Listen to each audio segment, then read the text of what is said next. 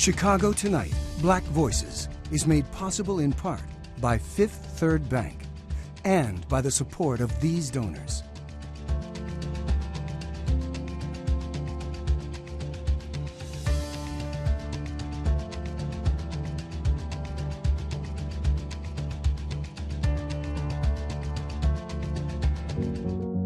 At Fifth Third, we believe when diverse voices are heard and empowered, communities are made stronger, lives are made better, and the future holds greater promise for all. That's why we're proud to support Chicago Tonight Black Voices. Together, we can make a difference. Together, we can drive change.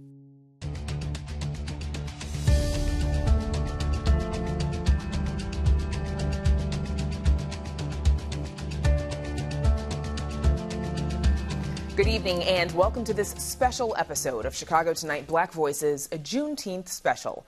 I'm Brandis Friedman and thank you for sharing part of your weekend with us. On the show tonight, we're commemorating Juneteenth, the fight to recognize the day as an official holiday and why it's only the beginning. Plus, a look at the fight for reparations, why the University of Chicago is facing calls to make amends for historical ties to slavery. We share an update on where the push for reparations in Chicago stands as other cities implement programs. Stitching history with a local quilters guild as we look at the importance of the craft in the African American community. I don't want this show to be a black show. This is an American show. And how a local theater is commemorating more than 400 years of Black American history with a new musical. After years of advocating and campaigning, Juneteenth is being recognized as a federal, state, and local holiday for the first time this year. The day recognizes June 19th, 1865. That's when the last enslaved people in Galveston, Texas were freed more than 2 years after the Emancipation Proclamation. The effort to make Juneteenth a Chicago holiday started in 2019. Now, 3 years later, it's officially on the city's calendar, just like the 4th of July and any other major American holiday. Joining us now are two people who made that happen. Torrance Gardner, who helped draft Chicago's Juneteenth legislation, along with Alderwoman Maria Haddon's office, and Lucretia Burtz, founder and co-chair of the Black Remembrance Project. Welcome to Chicago Tonight Black Voices, and happy Juneteenth to both of you.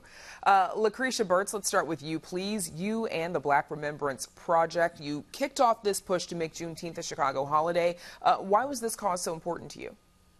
This cause was important to us because in 2019, when we kicked off this campaign, it was a historic period for Black people in this country.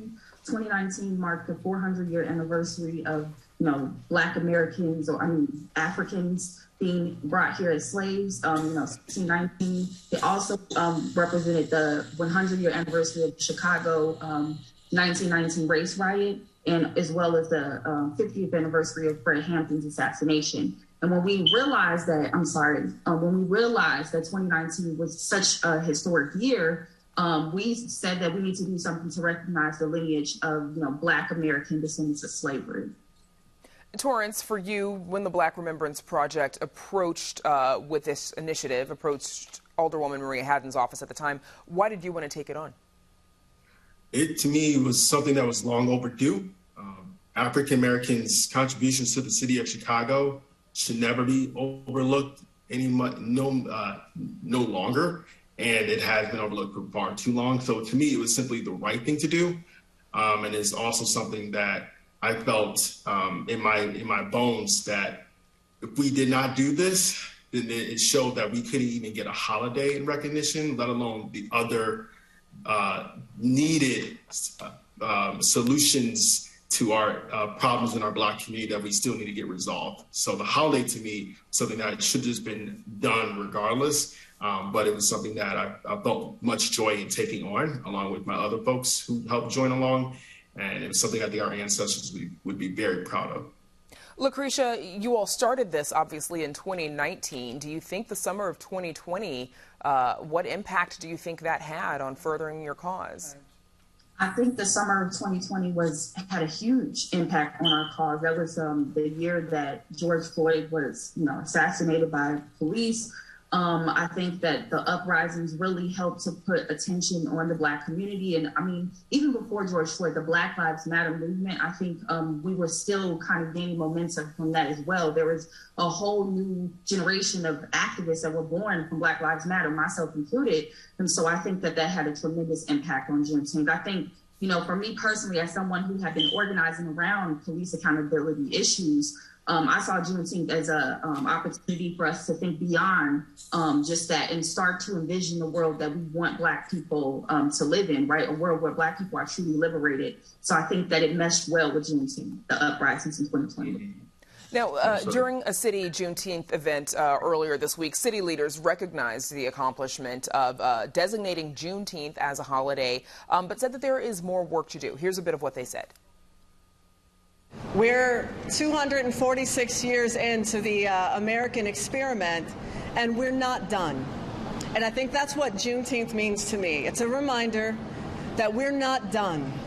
And though slavery might have officially ended in 1865, as we all know, its effects are still very much present, as we are dealing with the ripple effect and the vestiges of the underlying problem, which is not seeing Africans and Blacks as real people deserving of the full rights of citizenship in this country. This continues to be a sin that we must eradicate if we're going to ever be able to move forward.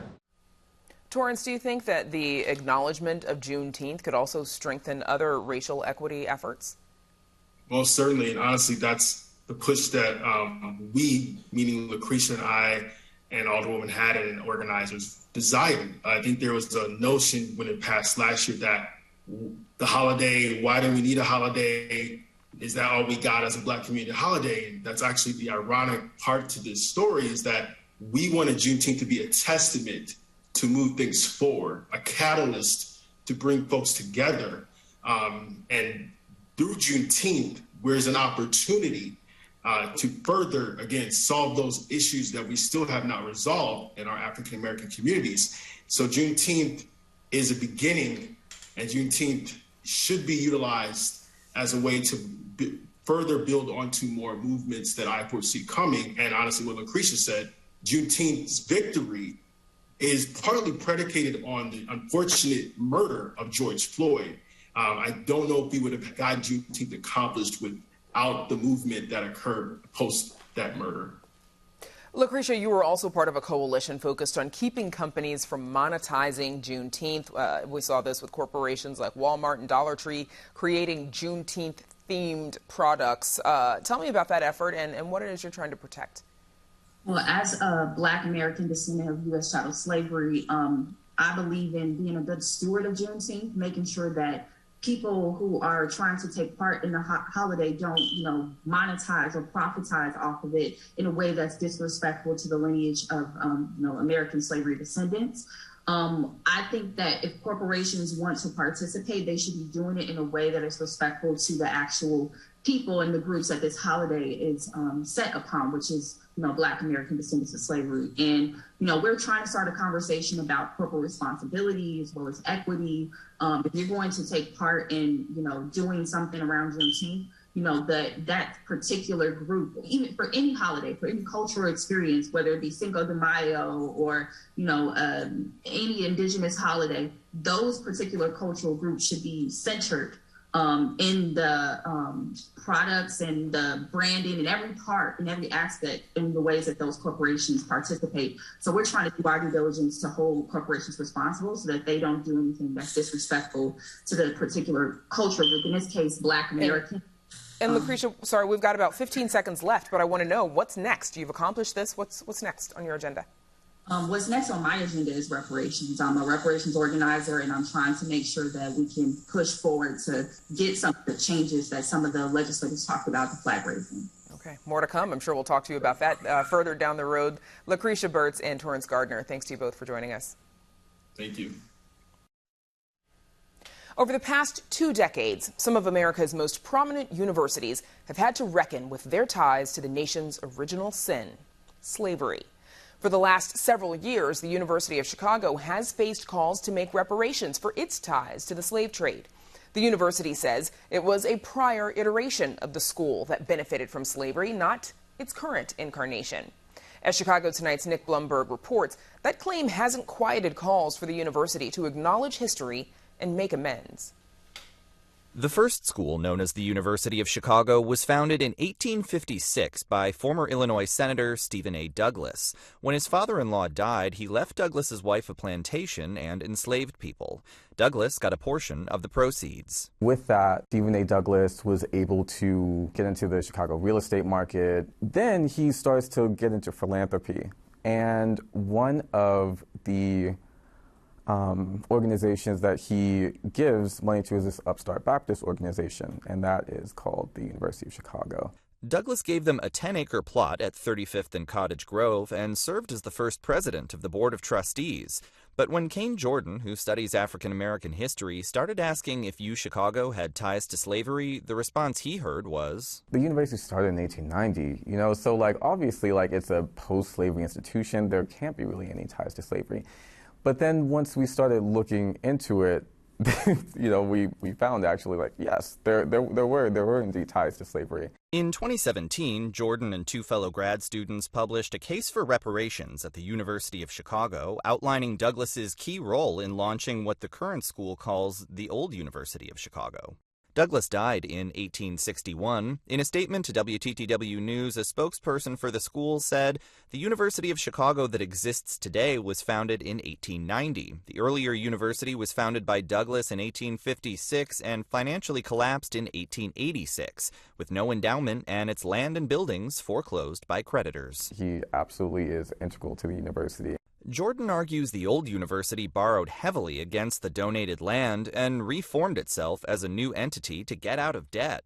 But he says without the first iteration of the school, you just don't get the reputation, you don't get the volumes and volumes of books, you don't get the donor networks. The university is firm that the old and new are separate institutions. In July 2020, the school removed a stone from the old university and a bronze plaque honoring Douglas, donated by the class of 1901 to show that the founder and father of the old is given credit for his peculiar part in the inspiration of the new. At many institutions, there's a kind of discomfort sometimes. Northwestern University professor Leslie Harris studies African-American history and is co-editor of Slavery and the University. Everything in the United States is rooted in the history of slavery. Any institution that we think of that is founded during and even for a significant period of time after the slave trade is rooted in the money, the wealth that was produced by slavery. Harris says schools like Brown, Emory, Harvard, and Yale have had to reckon with their ties to slavery in recent decades. With the arrival of a much more diverse faculty and student body, they have different questions. They want to know, where were we?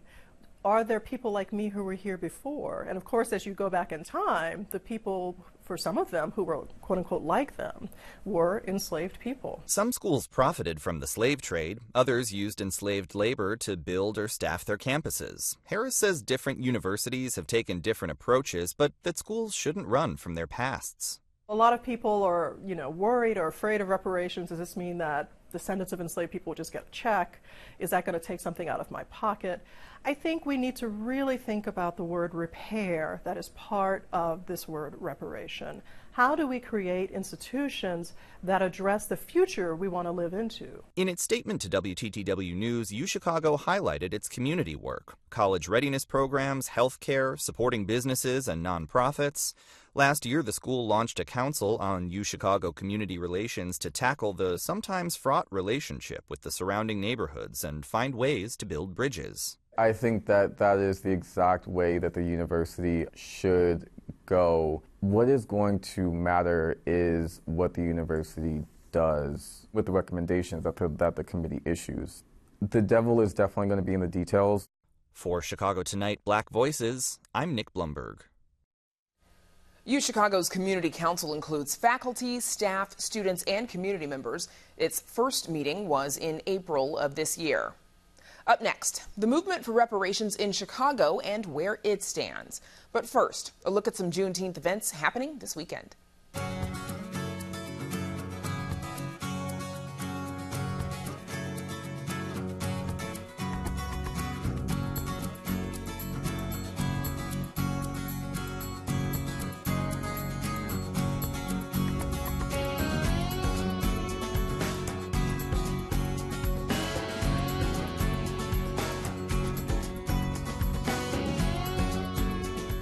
And as we commemorate Juneteenth, calls are growing louder for reparations. But here in Chicago, there's been very little movement on the issue.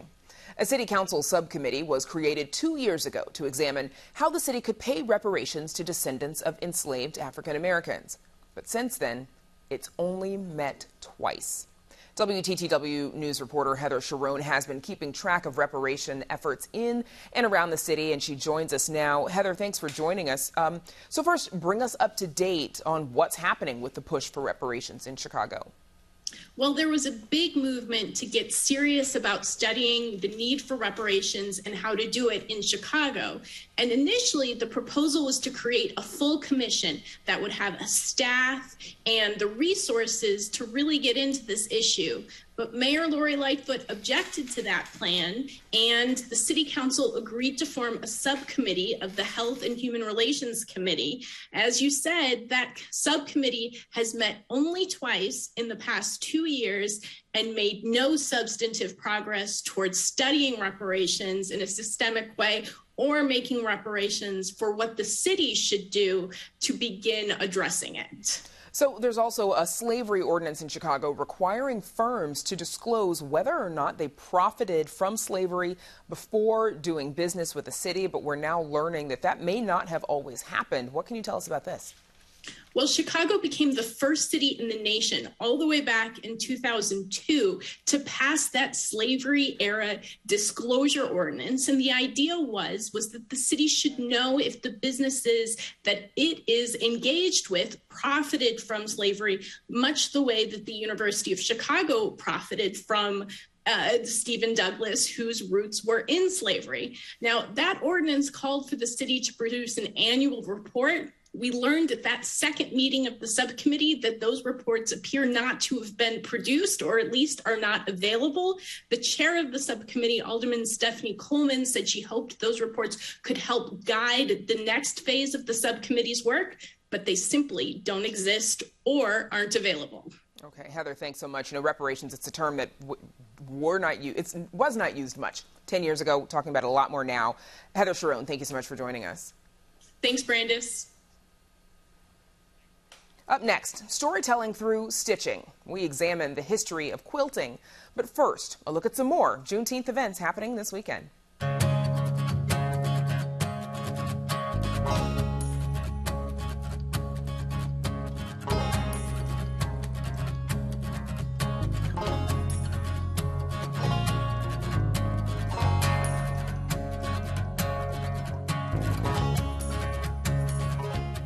The Africa International House is exploring the impact quilting has had on the African American community in a celebratory symposium this Juneteenth weekend. Arts correspondent Angel Edo is here to share why the practice is about more than just a needle and thread, but documenting history instead. Angel. That's right, Brandis. Now, I visited with a local quilters guild who have been stitching history for the last 30 years. Take a look. For decades, the marriage of a needle, thread, and fabric has offered more than just a combination to create ornate blankets. Quilting is significant of Black history, culture, and survival. If you talk of the railroad movement, Underground Railroad, we read that was one of the symbols or one of the icons for that movement that helped Black people to escape terrorism and slavery from the South. The practice has since evolved into an art form that continues to educate, now serving as entertainment as quilters sew stories about their hopes and dreams for the future.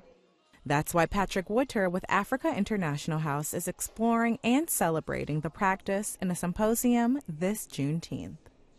It's important to always remember that if you don't know where you came from, you don't know where you're going. In conjunction with the symposium will also be quilt exhibitions at Navy Pier and other city entities, created by the Ladies of Needles and Threads Quilt Guild of Chicago. Guild member Doris Barnes has been quilting since she was 5 years old in Vicksburg, Mississippi.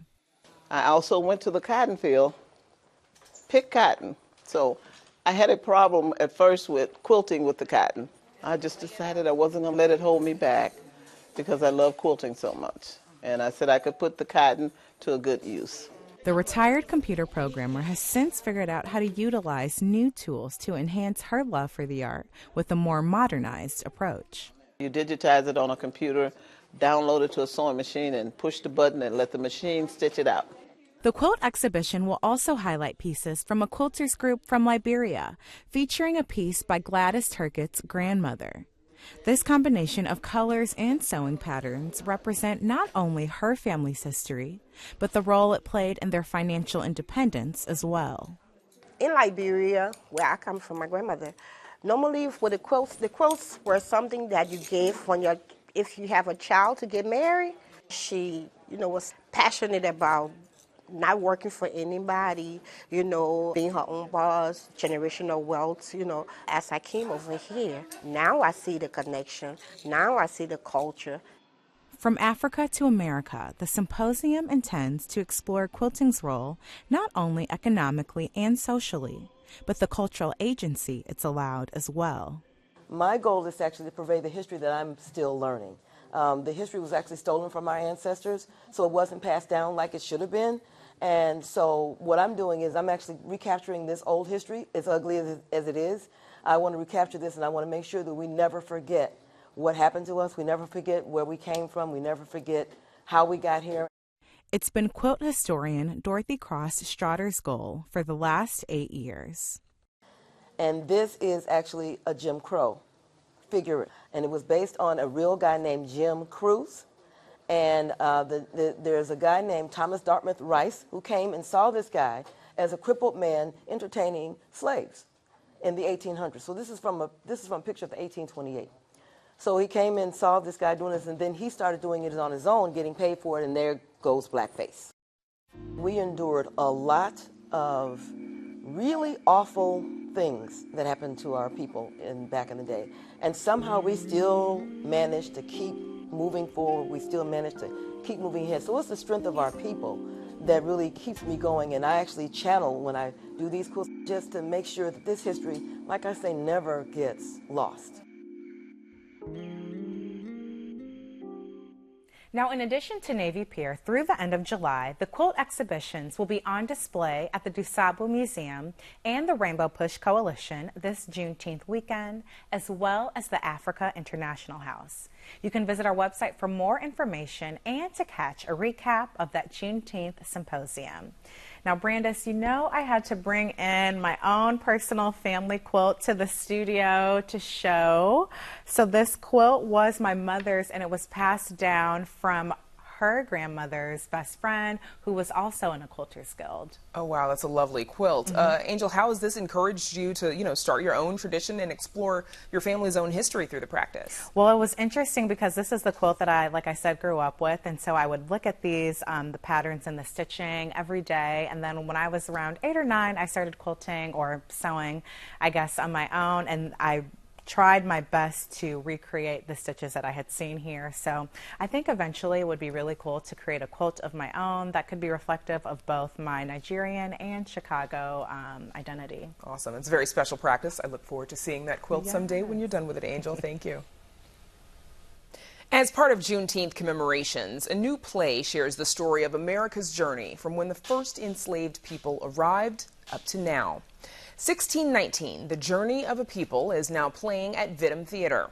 Playwright and producer Ted Williams leaves us tonight with the last word on why he says this is not only a black show, but an American show.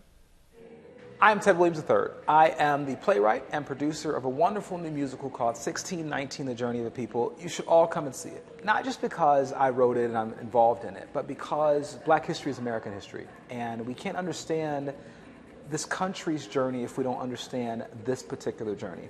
August 20th, 1619, 20 enslaved Africans arrived on the shores of Point Comfort, Virginia, and their story really changed the world. African Americans have been so important. They have been an integral part of the American story. I am a firm believer that the arts are the most powerful teaching tool we have. I'm an educator by trade, and yet I realize that I have more ability to impact people on the stage, in the media, than I even do in the classroom. And so I want to use the arts, particularly theater, the medium of theater, to educate, entertain, and inspire. And that is what we're trying to do. So when people come see our show, I want them to be ready for a historic journey, a time of learning, a time of inspiration. And I really, really hope that many people come out and see this, because this is not just my story as an African American, it's all of our story. 1619, The Journey of a People, has a performance on Sunday and plans to return for an encore performance in July. You can visit our website for more information about the production and to see our in-depth story about that one-of-a-kind musical that aired earlier this week. And that's our show for this Juneteenth weekend. Be sure to check out our website, WTTW.com/news, for the very latest from WTTW News. And if you're watching us on Saturday night, know that you can also catch Black Voices and Latino Voices on Sundays beginning at 10 p.m. And join me and Paris Schutz next week at 7 on Chicago Tonight. Now, for all of us here at Chicago Tonight Black Voices, I'm Brandis Friedman. Thanks for sharing part of your weekend with us, and have a good night.